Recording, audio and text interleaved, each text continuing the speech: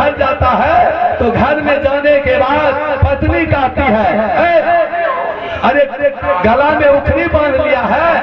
कहते उखरी नहीं है, क्या है? कंठी है। कहते कंठी काहे ले लिया? घर में कोई कंठी वाला है? आप काहे कंठी ले लिए? कोई कंठी आपको नहीं धारता है। कहते कंठी जब नहीं धारता है तो कंठी गुरुदेव से लिए, हम तोड़ करके नहीं फेंकेंगे। संजोग हुआ 5 दिन के बाद दरवाजे पर भैंस जो थी, भैंस मर जाती है और पत्नी रोती है और पत्नी कहती है अपना पति से, क्या कर रही है?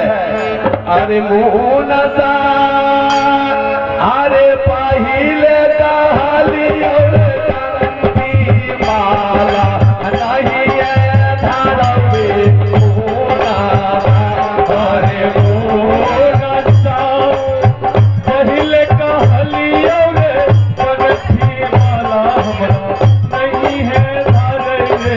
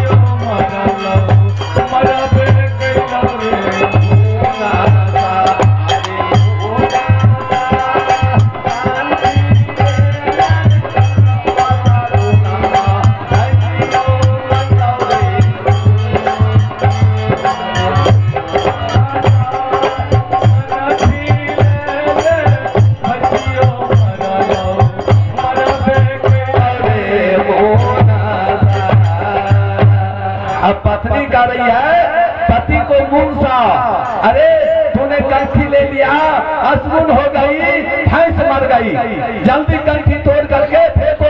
कहते नहीं, कंठी जाएंगे गुरुदेव को लौटा देंगे लेकिन तोड़ करके नहीं फेंकेंगे। कहते ठीक है, जाइए गुरुदेव को लौटा दीजिए। अब जाते हैं गुरु के पास और गुरुदेव से कहते हैं, क्या करे है? अहो बाबा अहो कंठी ले लिए हो भेलै आशा गुनामा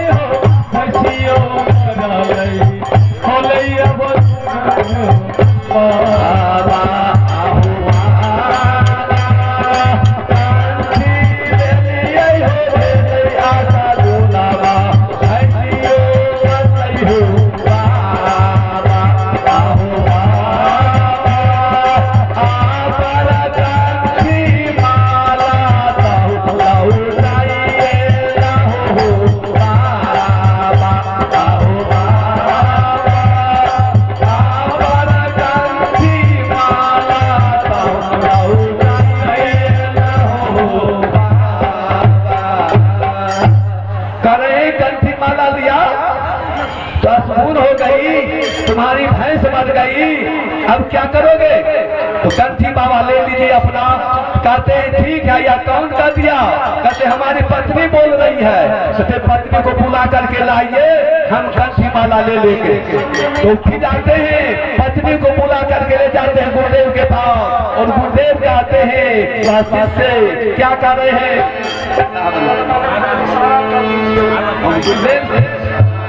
गुरुदेव से कहते हैं, तो गुरुदेव क्या कहते हैं? जब पत्नी जाती है तब कहते हैं, अरे चेलावा अरे कंठी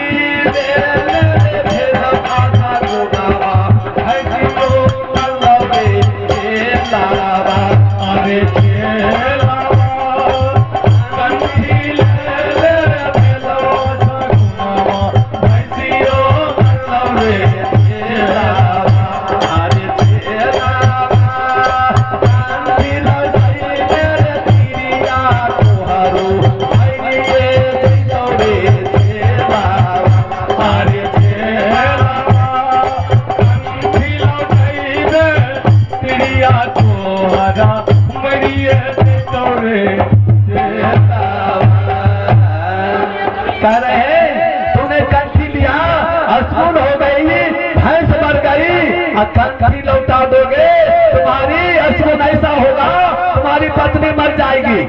और दोनों पति पत्नी में विचार करो, यदि ऐसा होगा तो मैं कंठी ले लूंगा, लौटा लूंगा। कहते ठीक है। और पत्नी न हो, पति एक बगल होते हैं और बात करते हैं, तो पत्नी कहती अब क्या कीजिएगा, जब आप कंठी माला लिए तब हम भी लिए लेते हैं, दोनों पति पत्नी एक जैसा हो गए। जब हो जाते हैं वह पत्नी जब कंठी माला ले लेती है, तब गुरुदेव क्या कहते हैं, आज से तुमने अपना पति को कह रही थी मूसा, आज दिन से अपना पति का मूसा नहीं कर सकती हो। तो काहे इसलिए नहीं कहोगी कि हमारी वचन को मानती हो, जब गुरु का वचन मानोगे तुम्हें कल्याण होगा। गुरु का वचन मानती हो? कहते जरूर मानेंगे। काहे? कहते हैं गुरु के वचन कैसे तालब हो, सत जाए हमारा, तो हमारा सब चला जाएगा। कंठी जिस समय बोलते हैं गुरुदेव क्या कहते हैं, 3 बार कहते हैं, कहो सतनाम सतनाम सतनाम। यह सतनाम क्या है, वह क्रिया खिला लिया, आज दिन से मैं यह गलत काम नहीं करूंगा। तो उसी समय यह कंठी लिया था, तो हमारा साथ चला जाएगा। गुरुदेव जो कहिएगा वही कहूंगा। कहते ठीक है, आज दिन से अपना पति का मूसा नहीं कहोगी, और अपना पति का सुबह उठने के बाद चरण छूकर बंदगी करना, और शाम जब होगा तो पति को संध्या आरती कर लेना। जब पति का करना शुरू किया, गांव में शोर हो गया, और शोर हो जाने के बाद जगह जगह से पति और पत्नी को सुपारी दो लाने लगा।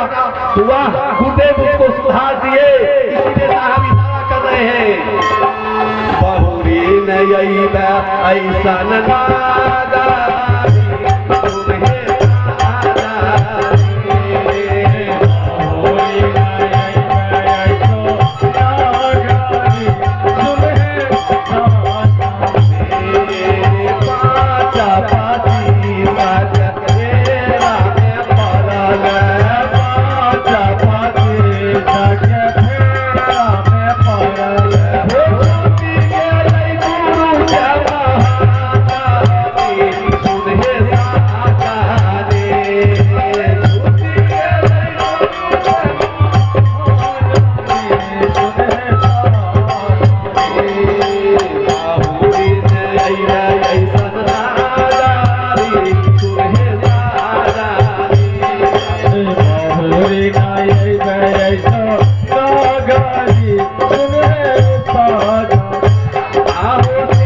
जगन्नाथ जी में घंटी गारे, श्री जगन्नाथ जी में घंटी गारे, श्री जगन्नाथ जी में घंटी गारे, श्री जगन्नाथ जी में घंटी गारे,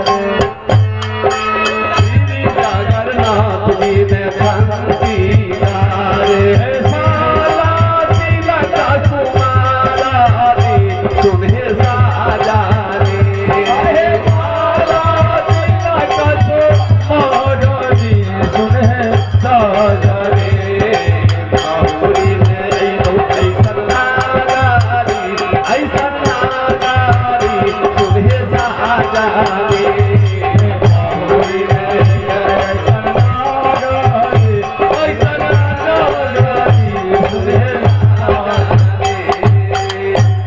कह रहे हैं श्री जगन्नाथ जी में घंटी गारे, माला तिलक सुमरनी।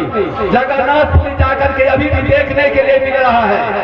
आज आप लोग हरियर क्षेत्र में आए हैं, और यहाँ जो यह गजब ग्रह का जो मेला को जो लगता है, ऐसे तो लिखा हुआ है कहीं और बताया जाता है कहीं, तो यह माला मेला यहाँ क्यों लगता है?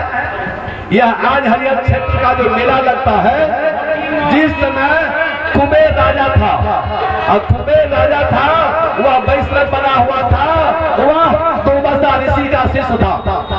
कुबेर दुर्वासा ऋषि का शिष्य था।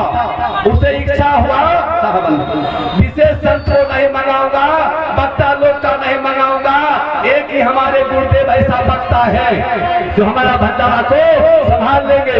उस समय दुर्वासा ऋषि को निमंत्रण दे करके बुलाए और संत भंगत करने वाले आए। तो प्रवचन मुख्य वक्ता दुर्वासा ऋषि थे।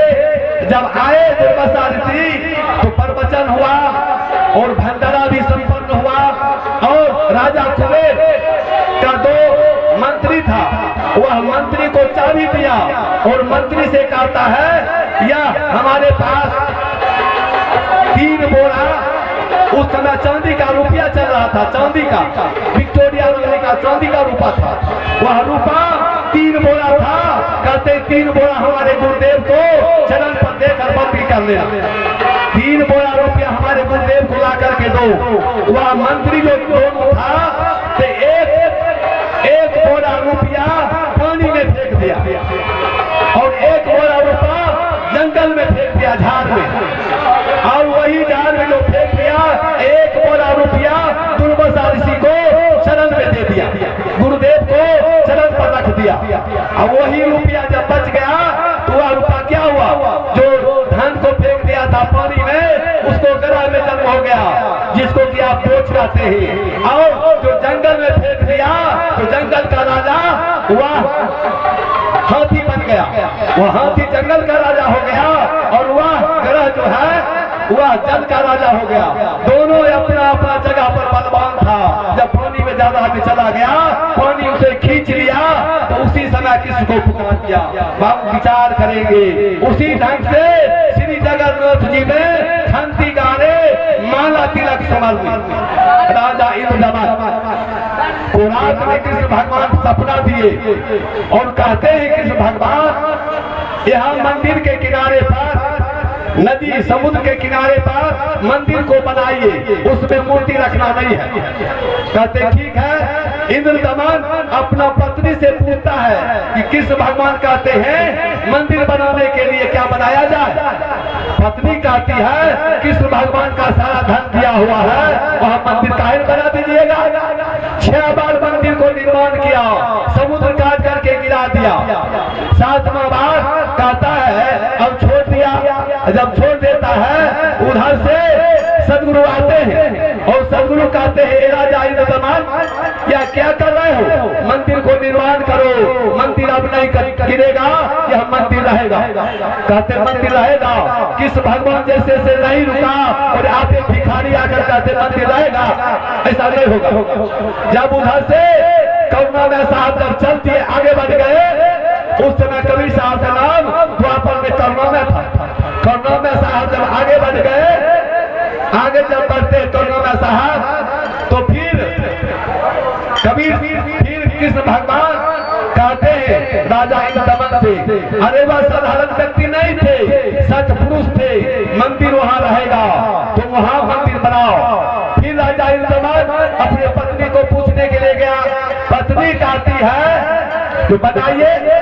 जब कृष्ण भगवान भी कहते हैं और संत भी कहे बना दीजिए, कहते कैसे बनेगा, कोष में रुपया नहीं है, तो कोष में रुपया नहीं है तो हमारा जेवर है। पत्नी कहती है हमारे पास जेवर है, जेवर को बेचिए और मंदिर को बनाइए।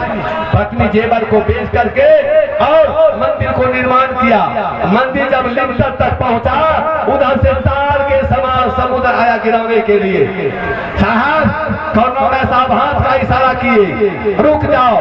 समुद्र जो कहते हो तार के समान खड़ा है, कहते समुद्र से आवाज आता है, समुद्र से आवाज समुद्र देता है, संत जी हट जाइए।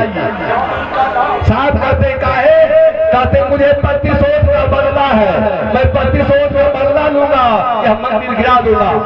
साहब कहते काहे, कहते हैं यह त्रेता में यह राम थे और यह राम ने मुझे अपमान किया था, अग्नि बाण लाए लेकर उठाया और हमारे समुद्र को सोखने लगा, उस समय मुझे अपमान किया था।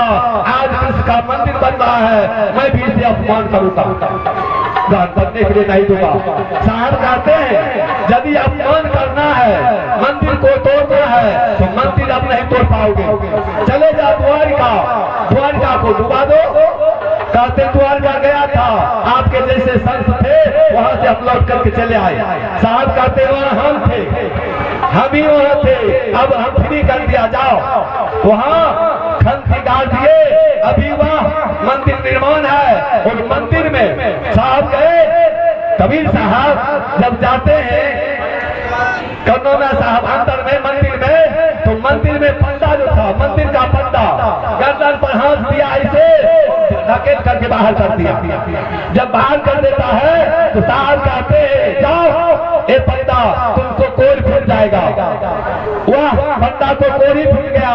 पंडा किस भगवान के पास गया, किस भगवान कहते हैं पंडा कहीं उपाय नहीं मिलेगा, उन्हीं के पास जाओ।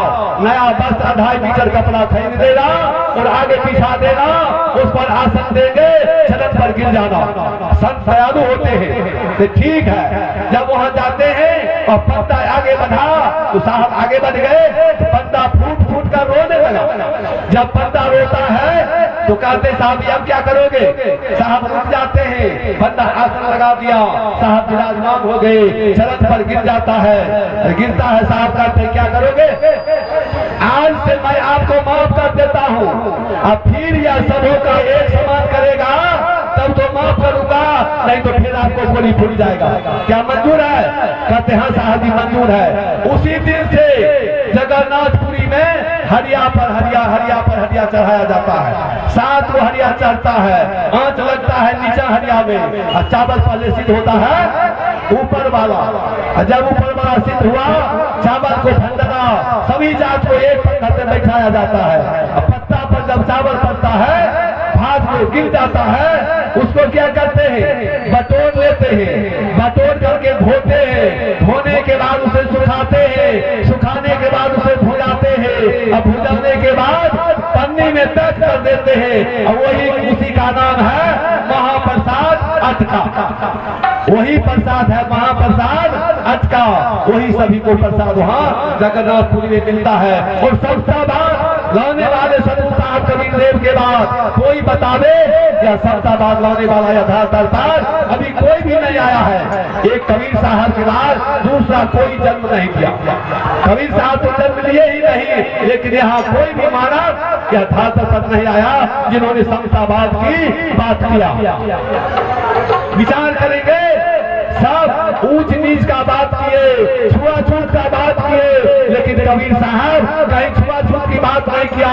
कबीर साहब को 52 कसने दिया गया, 52 कसने में सभी साहब कबीर ने किसी पर छड़ी नहीं दिखाया, किसी पर चाकू नहीं उठाया।